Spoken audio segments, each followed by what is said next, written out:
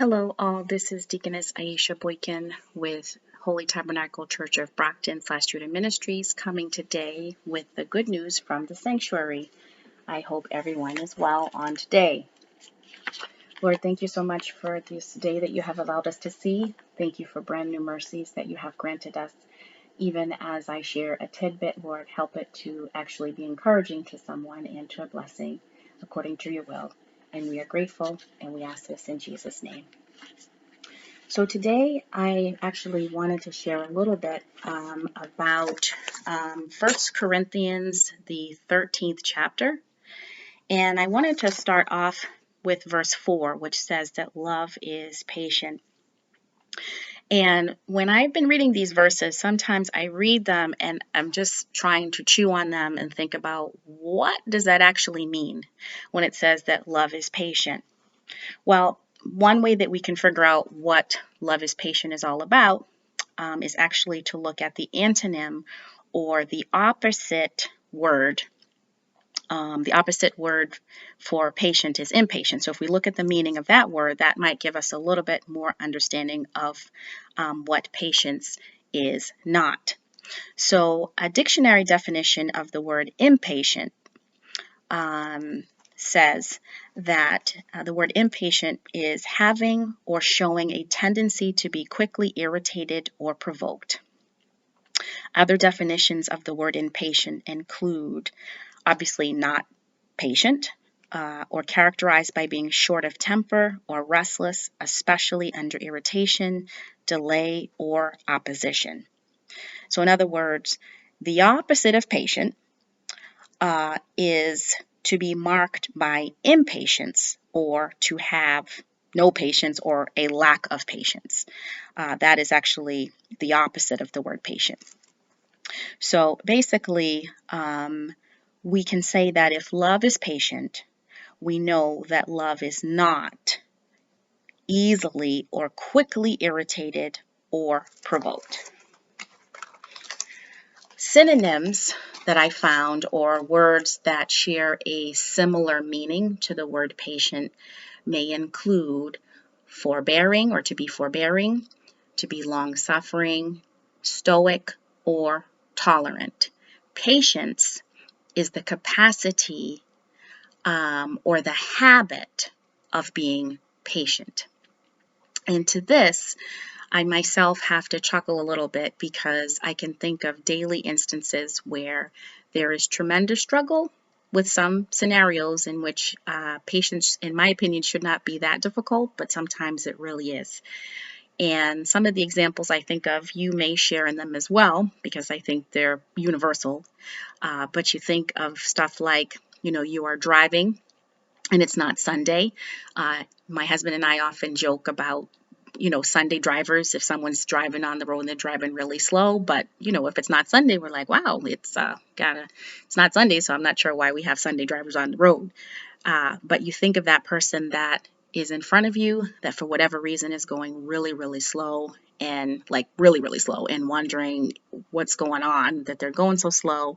You have somewhere to go, and then you can start to feel irritated and you can start to feel your patience go right out the window. Or it could be that you are the driver and you have someone that is driving so close to you that they might as well be in your back seat. And they're riding on your bumper real close. You can't turn quick enough, you can't put your signals on quick enough, and by the time that they leave you, sometimes they may even share with you some explicitives with you to let you know that they were not feeling particularly patient with the way that you were driving. Other situations have been, you are running late, you run into a store, or say you run into a pharmacy. You may have the kids in the car, or you may be on your way to work and you literally just ran in there for something very quick. You get to the cash register and you are standing there for what would appear to be an extremely long time because there may be someone who's ripping out their coupons at the register. They're giving all their coupons to the person. They may have questions about why something costs this, need to do a price check, or they're trying to get the best deal and you're thinking, man, why did I come in here? I have other stuff to do. Why is this person taking so long? We have other situations where You may be sitting down to eat your meal. You're not necessarily feeling particularly social. You just hoping just to kind of eat your meal and just relax for the rest of the day. And you can see coming to your house maybe a group of folks from another religious group. And they're going to come right to your door. They're coming because they believe that they're going to be witnessing to you. But again, you may start to feel not a lot of patience and not really wanting to be bothered at that moment. Or it could be that you are getting ready to have that conversation with your spouse or loved one, an important conversation that needs to happen.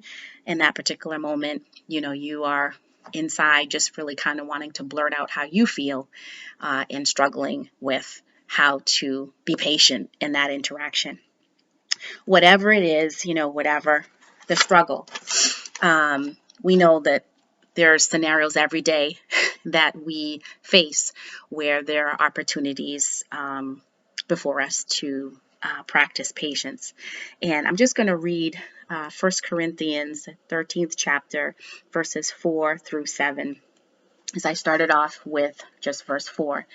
But it says, again, 1 Corinthians 13, beginning with verse 4 through verse 7, love is patient and kind.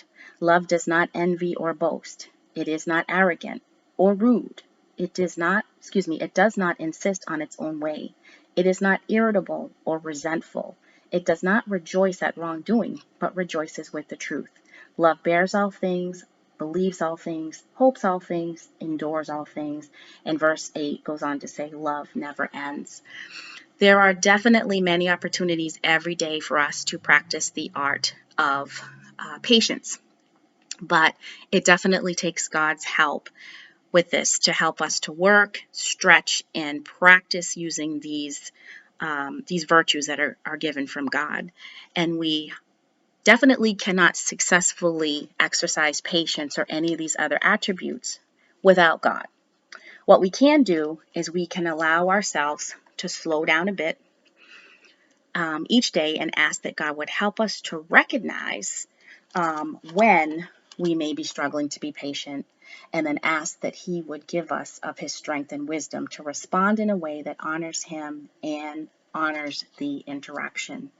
Indeed, if love is patient, then love should not be rude, as it says in verse 5. And if love is not rude, then it should not be arrogant, as it states in verse 4. And if it's not arrogant, then it should not insist on its own way, as verse 5 states.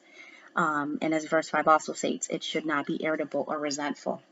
So we definitely need the Lord's help to be able to have the strength to practice patience, and that He would give us the strength and the wisdom to be able to do that. Thank you so much for listening, and God bless you.